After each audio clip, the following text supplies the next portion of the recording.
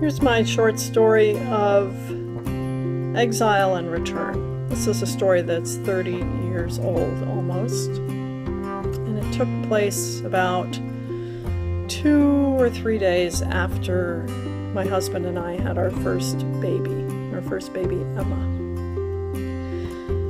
We'd had a wonderful pregnancy and a great delivery, and she was our first, and so I was sent home after about a day and a half. Sent home where my mom was waiting for me to help take care of the house and to fuss around a little bit over the new and first grandchild in our family.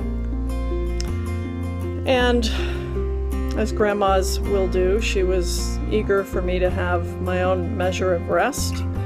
And as a new parent, I was eager to spend as much time as I could with that amazing new little baby that we had just brought into the world. It was hard to believe that she was mine. And I remember so vividly one night, I think it was maybe the second night that I was home, and people were coming to call. My brothers, my sister had come to visit, and there was a living room full of company, all fawning over this adorable and lovely little baby.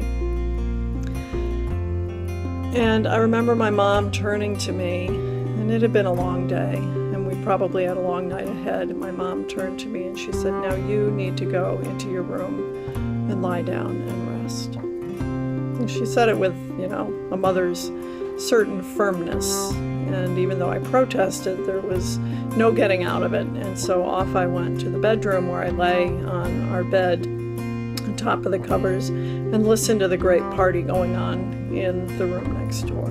It was certainly for me a feeling of exile, because my entire life was in that next room. So good stories of exile also have stories of return. We know that from our scripture.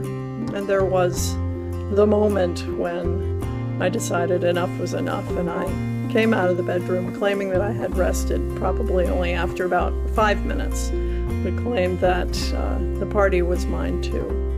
And so I had a joyful return with our family and our company, all sharing in the joy of the birth of our daughter. So that's my story of exile and return.